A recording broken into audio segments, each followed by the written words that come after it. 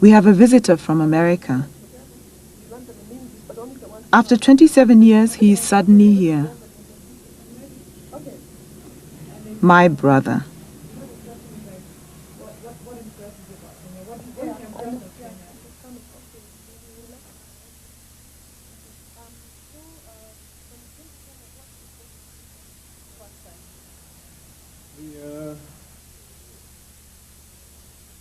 My father was Kenyan, right? And he was a Luo.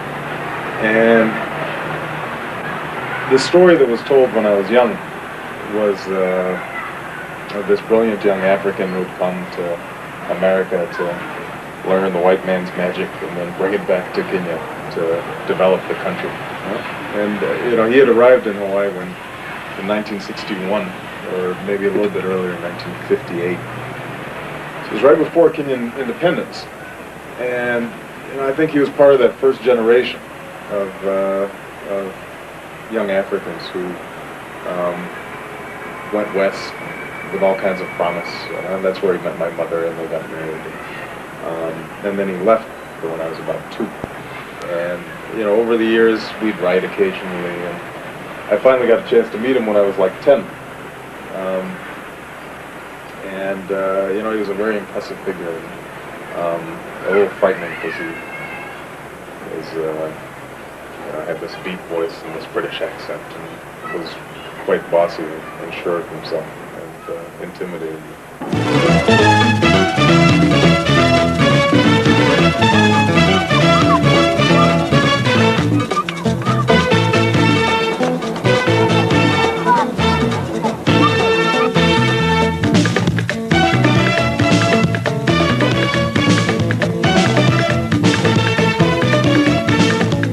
Learn a lot about the beauty of black people just being around a lot of black people, feeling as if they're all around you, and that in some sense you belong. Even though, ironically, a lot of Africans will look at black Americans and say, they're Wazungus, or they're white people. Ironically, it was the death of our father that brought us together. Since then, we had kept in touch through letters. Our letters, however, did not prepare us for when we would finally meet. I was afraid that Barak, my brother, would not be comfortable with us. I was also afraid that we would not know how to relate to him. After all, he was from a totally different world to ours. The most important thing for me coming back was seeing my family, and that was the main purpose, and I think the thing that moved me the most was going to Home Squared and meeting my grandmother and my brothers and my uncles. So you like this? Yes. Okay, let's try it on. We have to try it. Even though it's hot, you tell her, even though it's hot, we still have to try it just to make sure it fits. It's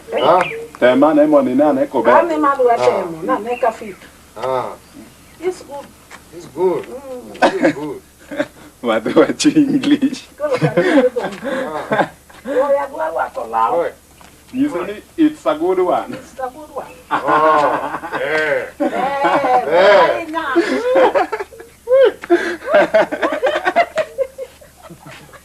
It's good. It's good. Tell her it fits. What's happening? Are you okay? I'm doing fine. I'm going to get a smoke. My brother does not speak Luo, our mother tongue. We're forced to talk in English. A white among blacks, the family jokes. Through discussion, Barak is able to learn about the traditions of his forefathers. Unfortunately, a lot of the explanations for the ways of the Luo are not known anymore. The answers to his questions are often vague and unsatisfactory. Why is it that Obongo had to build a hut down in that direction, down there? Why did we have to move out of the house? What did this mean? What did it mean? Out of this compound. Right. Yeah. Yeah. What did it mean? Traditionally, somebody like Obongo, he can't build in the grandfather's compound. He's not allowed. He's not allowed. So if he wants to build, he has to build outside the compound. I can't live and make my own home out or outside the compound before Ma does that one. Because we inherited it from our four-grandfathers, and it's traditionally or stereotype like that. We just can't do it because they say that if I just do it, if he comes back, he doesn't step into my compound. Do people feel like they've lost something when You know, you said it's just a tradition, nobody knows why. I mean, how does that make you feel? How does that make you feel, Yusuf, when you know, we still have these traditions, but they're thin now. We're not sure which ones are which, and nobody follows them anymore, and some people follow them and some people don't. And is that a good thing? Is that a bad thing?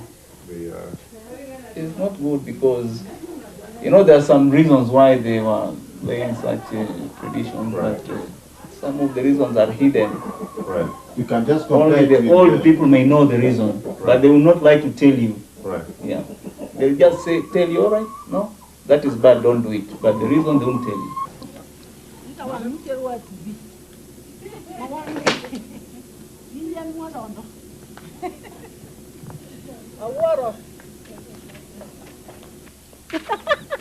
I watch the goings-on with mixed feelings. The new member of the family does not seem to have in any way disrupted the daily routine. It is as if his being there is to the family only proof of the fact that the son they lost and whose name Barak carries has returned to be among them. Two brothers. Do they understand each other?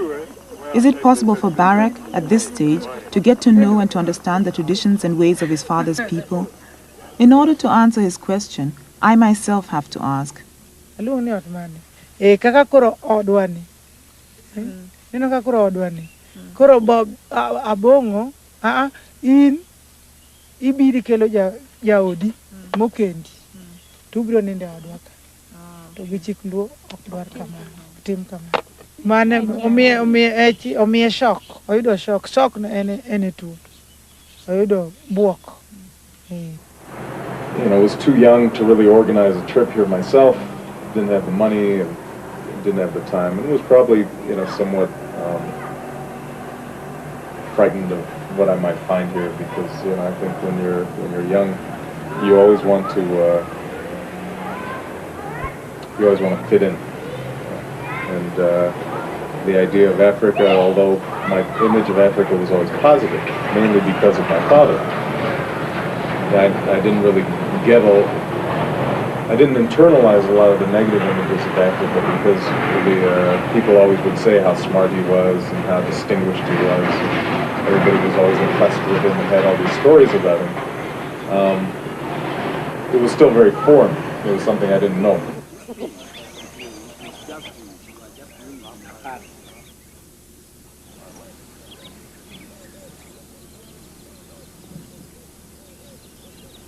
We take a walk to show my brother and his fiancée the neighborhood. My brother is surprised by what he sees. Where are all the villages that we always see in books on Africa, he asks.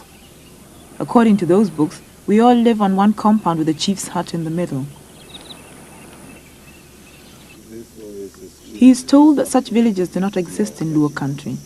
They were built during colonialism to serve the system. Having all the families together was a means of watching and controlling the Africans more effectively.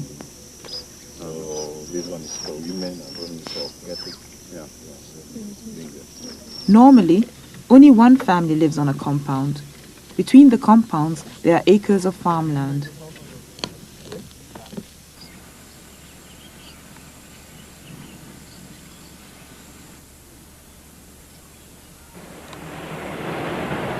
As I got to know the country better, as I read newspapers and I talked to Kenyans, then those initial, very personal impressions start blending in with political impressions about the country. And everybody's out of school. We meet a student who has been sent home from the university. The students demonstrated because of the introduction of tuition fees. The police came and started shooting at them. All universities in the country have been closed till further notice. So what will happen if your parents have signed? They're saying they're going to pay, but then they don't have the money. What will happen? Well, if you don't pay, you don't live in the university. You don't go for tuition. So you can't attend class. Yeah, it's as good as missing your place. I see. Yeah. So basically, it looks like right now what's happening is this is a way that the government is going to reduce the number of university students. Kinda. Because the students who can't afford to pay at this point, they won't be able to go.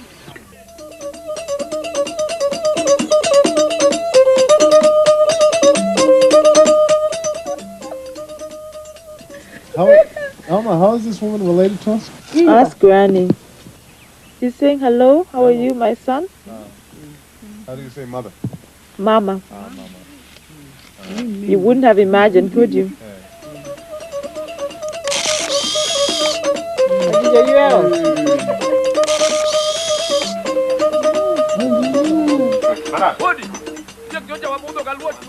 Our visit finally comes to an end, but the journey continues. My brother wants to discover the rest of his father's country. We take leave of the family. Seeing my father's grave and my grandfather's grave, and feeling accepted by them and embracing them was important for me, and sort of filled a hole that I had felt for a long time.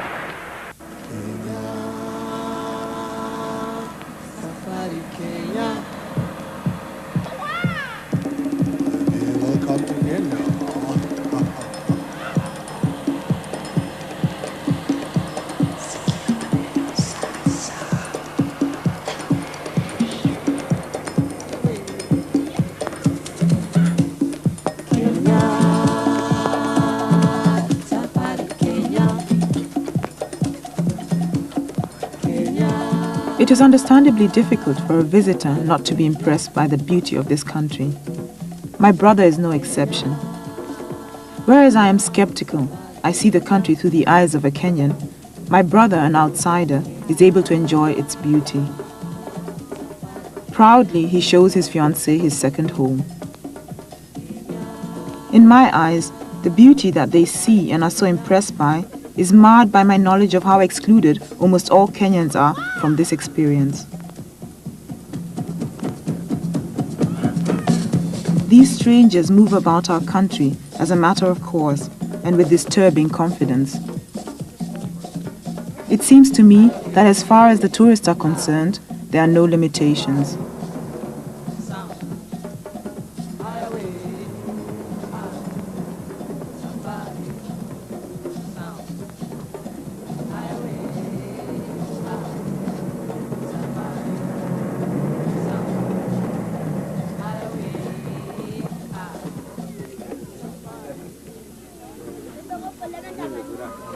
I observe my people being exhibited, exhibiting themselves. Who would want to miss such a spectacle? A folks exhibition. On this day, my brother refused to come on the tour.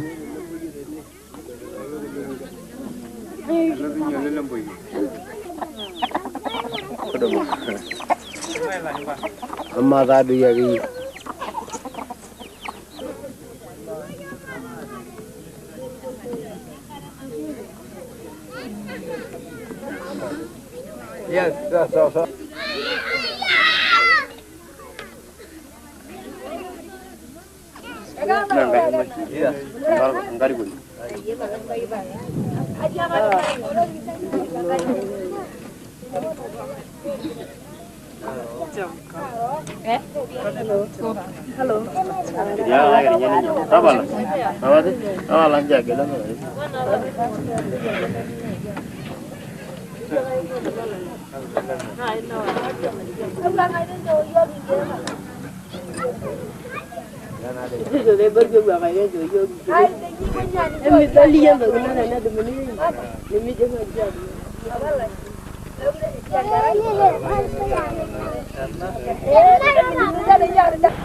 It makes me frustrated to see that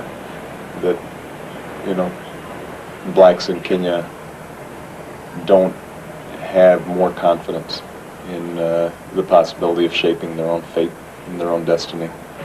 I'm deeply saddened by a sense that whites are still superior in this country, in some sense, that if you sit at a restaurant, they're served before a Kenyan is served. If you go through customs, a white person's going to have an easier time going through customs. I've experienced probably the Kenyan side of it, mainly because there have been times when I went, let's say with Alma, my sister, who's obviously Kenyan, to a restaurant where we'd have problems getting served, where the waiters would be rude. You know, if you look around at Kenya, when I look around at Kenya right now, you get a sense that although on the surface things are relatively tranquil, right beneath the surface, things could explode at any point.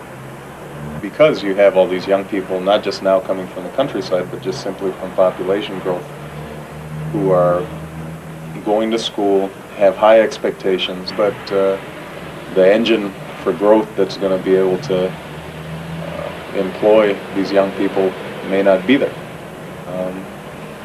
And that's a dangerous situation when you have rising expectations and young, bright people who are frustrated in their ambitions. And you see a lot of that taking place in Kenya. And you would think that that would be more of a source of concern for the government, and that they might change policies as a consequence of that. But so far that doesn't seem to be taking place. Due to a puncture on my old car, I am able to show my brother that Kenyans are in fact trying to shape their own destiny, despite all odds. I take him to a Jua Kali garage. Jua Kali means hot sun in Kiswahili. The garage is so named because the mechanics work outside in the hot sun. They do not have enough money to hire premises and have no support from the government or any foreign organization. They invent simple and inexpensive techniques of doing otherwise complicated jobs that would normally require expensive equipment.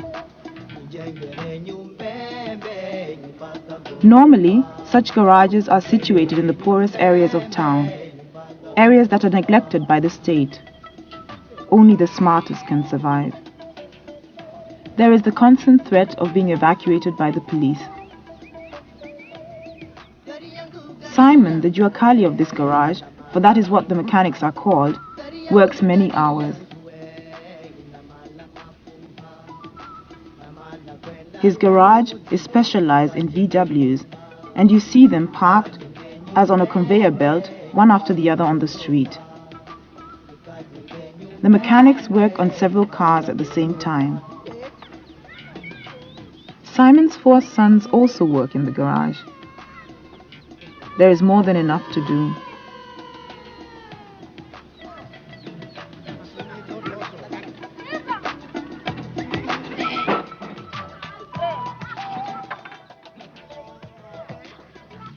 My brother and I watch fascinated.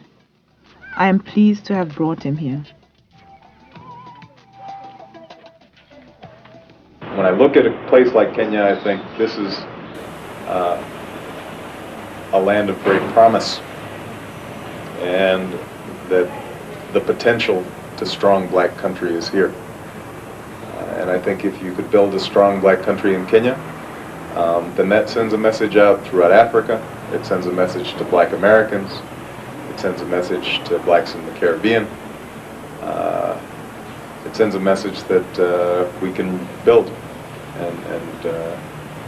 And so I have a lot at stake in this.